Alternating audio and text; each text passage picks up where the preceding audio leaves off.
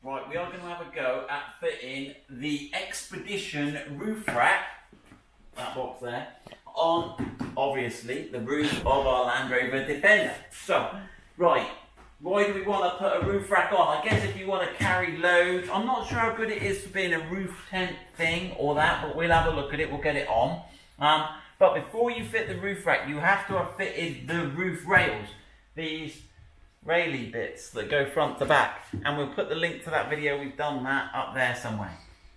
Right, Tyler and I are just debating, Tyler's helping me today, we're just debating the whole, when you put the roof rack on, there's a little bit of confusion and we'll work through it, but if you've got the side ladder on that sort of slides down, because the ladder will be good if you've got a roof rack. Because if you're going to put things on your roof, you've sort of got to think about how you're going to get things on and off the roof. Or you could just drive around and look flash. Don't care. Be tall. Yeah, be tall. That's right for you, Tyler. Has anyone really worked out how tall you really are? Right. Anyway, so what are we going to do? So, and basically, I've taken this strip off to aid understanding here. But the ladder fits into these two pre-formed holes, so they're going to transpose up, and I think what we'll find is, I'll mark it here, but we're going to put some little blocks in this little cutout here and slide them forward. So I think you wouldn't be able to slide them forward because your top ladder mount is going to be in the way. So I think you've got to slide these in, then put the ladder on, and that'll sort of trap it between the two ladder mounts. Well, if you have a look on the other side, it's a little bit different because the other side you have your lunchbox, and your lunchbox, am I allowed to call it that? And then the lunchbox goes in these two. We've already done the video for the lunchbox fitting there, and that goes up to there. Now, and that gives you a lot more room because you can put your block in and slide it. You're not trapped like you are with the ladder. Right, everyone's bored. Right, Tyler. They're yawning. Can you get down there and read that part number? There we go. So this is the genuine Expedition roof rack. Do they do one of these for the 90, Tyler? You've read the instructions. You got. But this is for the 110. But yes. It's a massive box. They do one for the 90. And it is well heavy. So let's have a look what is in this massive box. It's been getting in our way in the workshop for a while now. Right. There's a roof rack in there. Oh. Now the first thing you'll notice is it looks like a sort of, what does that look like, Tyler? It's a bit weird, that back bit. Looks like, It's like the back of a boat or something. it's on the back of a boat or like a diving board. This box. Right. Now obviously they've gone to that elaborate length is because you've got your GPS antenna that sits in, your little shark's fin.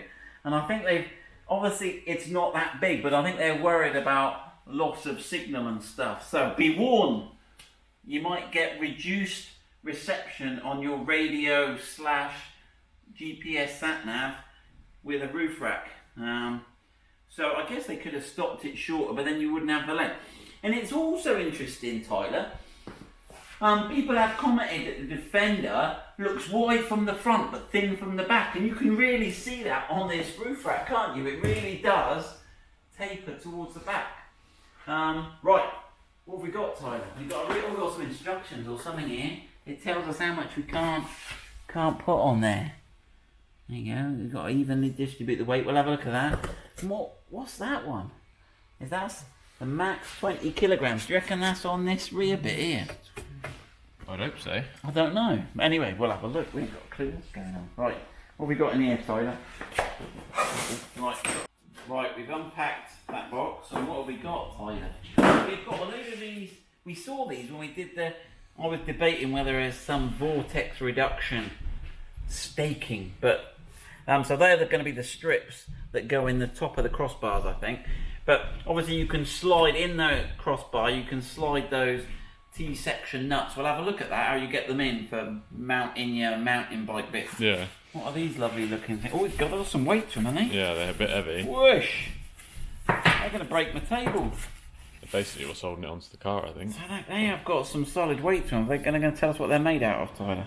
We got some chemical should be labelled where they should be on the car. Right, front right. There's an arrow. There's an FR. Yeah, that's front right. But yeah, just to give you a. They're heavy. Gosh. Hang on, use your eyes, Tyler. Have a look what you can read what's on that label. Is there some metal? Is it aluminium? It's kind of heavy for aluminium. The casting's poor and my eyes are poor.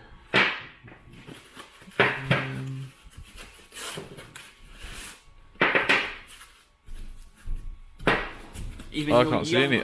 Even your young eyes, Tyler. No, it's all fuzzy. It's all fuzzy, yeah. I can see. Welcome to middle age. Yeah. My life. I think Yeah. I think I can see ALS12, but I don't know if that's a part number or a. AL is probably aluminium. Right then. So we have 6 of these. Right, which I'm guessing are front. Let's have a look then. So we've got FR that way. We've got MR, which is like a middle right. Yeah. Right, and then we've got So we've got 6. middle left. RR, rear right. There we go. RL. Hold on, what's that going to be then? Rear left. Rear left, you're right. That's confusing me then. That is I've got confusing. rights and lefts and fronts and then FL right. There we go. So we've got those. And how different? Have I got that right? Yeah. Now I can spot the difference already. The brackets look from this angle. They look quite similar. I would. Oh no, they're almost. That one's got one. Those two look similar-ish. But the key seems to be the positioning of these lugs and maybe the angle of them. Those two are quite similar. But there we go. We'll have a look at all of those. Right. What else have we got, Tyler? Bag of bits. That is a bag of bits. A heavy bag of bits. Right, I've got to open them gently in case I break them. Goodness me. I thought this was going to be easy, Tyler. Yeah. I don't think it is going to be easy. Right, I'll get all this out. You don't know what to get this out. Right, we've laid it out, and basically you've got 6 kits. So each bracket comes with a kit of parts, and we've gone through that, and we've tried to lay it out in some sort of logical sequence. But basically, I think I'm getting the hang of this. This is going to slot into the rail in those openings in the rail, and then what's going to happen is this is going to plonk on the top of it. Okay. And we'll go through this, and then that's going to get bolted down, okay, to the rail. So that will give us a clamp bolted to the rail with those 2 screws there. Screws, nuts, right? Not nylocks. Nylocks might have been flashed, but they're flanged nuts. We like flanged nuts. Interesting, there's a bit of neoprene on the top there, so it'll cushion the bottom of the roof rack as it sits on it. And then what's going to happen is this is threaded, this plate here. So that is like a captive nut that's going to sit in this little square cutout under here. Can you see that, Tyler? Yeah. Yeah. And then what we're going to do is we're going to clamp the roof rack on. That clamp bolt's going to go on top, and then these bolts are going to tighten it all together. Did you work out what size torque they were? What size 6. hex? 6 hex. So you need a 6 hex, and then we're all done. We're home and dry. So that's the plan. Right. So that's all the bits. That's how it all works. Now should we do some... Let's get one of these done. Now, what I did notice... So what do I need now? I just need the two nuts and the plates. Right. What I did notice as we walk over to the car...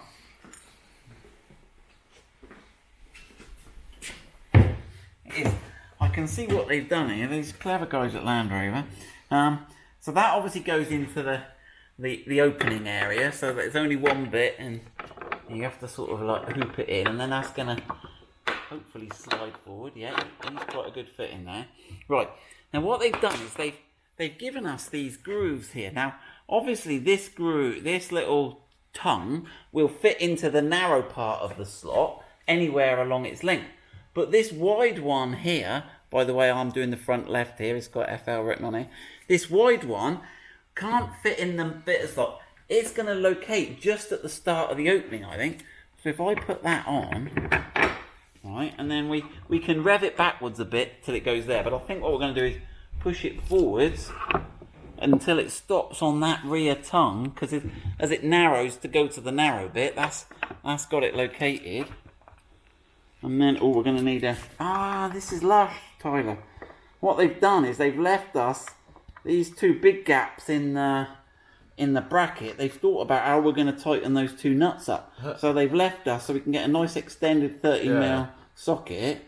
They've made it easy rather than having to go around the front with like a ratchet spanner or something. I'm loving the people who designed this. It's weird. Some of the stuff it's all mostly okay, isn't it? Yeah. But this is really nicely thought out. I like the neoprene. I like the way they've made the locations with the tongue. I mean, that's sitting on there solid. Yeah, that's good. Right, so I'm going to let's get all those on and let's crack on. Right, there you go, just to prove Tyler does do some work. Right, so yeah, we've got a handy little 13mm socket there. That goes through there lovely, doesn't it, Tyler? Just straight through. Now, one thing we've done is, so when we go to put our lunchbox back on, the only thing we were short of, we've actually just put the little T-bolt back in there for now because we've got it off just to make this easier. But if you don't, once you've got this in, you sort of like blocked the entrance and exit to this short bit of channel where it's gone up there. So we've just put that in and put a little washer spacer on it. So that's there for when we need it later. So we've got all of those on. And they all locate, so the rear ones you slide them back as far as you can. The middle ones you slide it forward as far as you can. You can see you've got a little, but that does leave you a little opening here where you can still get the T-slots in to slide it back for the forward-most lunchbox mount. And yeah, and the front ones forward. Now, the instructions say don't tighten it fully, but not yet until you've checked it, but we've gone for it, haven't we? We're so impressed with the engineering. We've tightened them up, and have we got the torque there, Tyler? Let's check what the torque is, because the location seems so well fixed to me. I think we're going to have enough movement in the rest of it, but let's see how we get on. I may eat my words or have to edit it out of the video. 27 Newton meters for those. Right. So have we got to go and grab some help now, Tyler, and get that lifted up? You got to do that. What have we got to do with that? Put them in. Right, go on then. Now, are they all the same length, you reckon? I reckon they'll be too long. That'll be too long, yeah. Now, so you've got a wider bit at the start here. So if you need to put any of those T-slot things in, you can put them in here and then slide them, and that'll give you some lashing points. And I am looking at that. A lot of people have said, Simon, can you have a little look? Because they're like, the Land Rover ones are mega expensive, but we are looking at that. So, right. And this has got the same, that same helical pattern. Okay. There you go, just work it. Straight in. Just work them in. And that'll obviously give you a grippy surface. So do you reckon they've just left them out just to make you do the work that they should do at the factory, Tyler? I think so. I think so. Well, that's wise of them. You see, they've got this rack sorted. Right, I'll let Tyler do those 1, 2, 3, 4, 5, 6. Is there 7? Yeah, so there's 7 strips. Oh, and do you reckon it goes in these bits as well, Tyler? How many of those strips you got? 1, 2, 3, 4, 5, 6, 7, 8. So your 8th one goes in here and you'll have to cut it in half. So you've got enough to do all of that. And again, you've got your gaps here machined out nicely so your T-slots can be inserted. Right, we'll get Tyler doing some work. I ought to put it there and do it slow-mo, Tyler. I'll find somewhere to do the camera and get you going. Right, so Tyler's done a good job. He's fitted all the strips. We had a little bit of a debate as to whether the rubber should go to the end of the aluminium all the way to the end. But we've done it all the way to the end, but it's not fully supported at the end. But that looked better. Right, so we're going to line it up now. You'll notice that we've got... So these are what we're trying to line it up with, these 2 holes. But the roof rack's essentially flat underneath, so we should be able to slide it up there. We've used these 2 boxes that came with the kit to stop us clobbering the aerial or anything, and that should allow us to get it up there all right, I reckon. Tyler, what do you reckon? Yeah.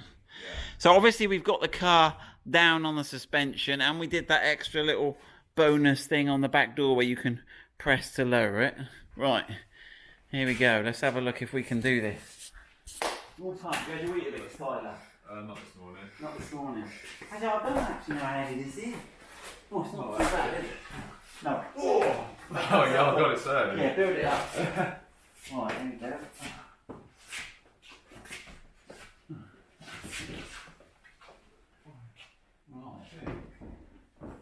think that's alright. But I reckon now, Tyler, if you lift the back, yeah, I've got the front set. If you lift the back and then you can extract those cardboard boxes, I'll steady it at the front.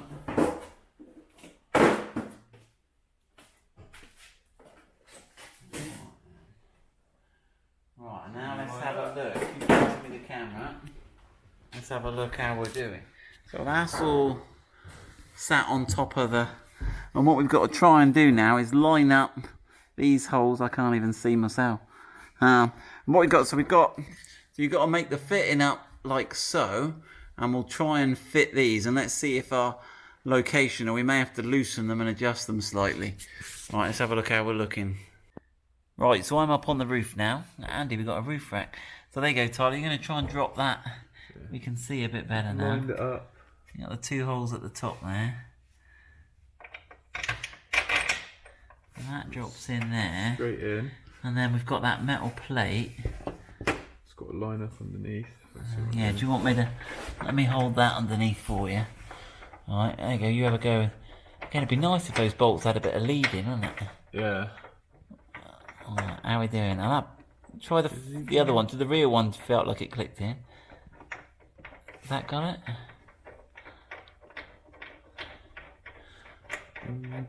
Yeah. Well, I'm not holding it anymore. Yeah, I'll spin that one. That'll be quick.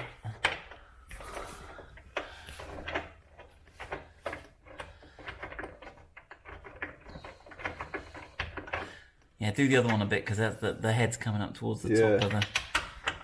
Yeah, move your hand so we can see. This one should have lined in itself. Yeah. Right, we'll tighten those and get a torque, but you can see there that flat plate. That's nice. That's all dropped in. Right, now there's something weird going on at the back here. So you can't see the rear mount because you've got this big sort of table, a little picnic table at the back. But there's a little grommet. Now the instructions say this isn't fitted, but on our rack that was pre-fitted. And then if let me grab the torch. Ooh, let's have a look. And then if we look down inside there, we should better see. There's the two holes down in there. I'm going to try and get the light. There you go, I got the light about right. So yeah, if you can drop your two down into there, Tyler. Oh, is that not going to fit?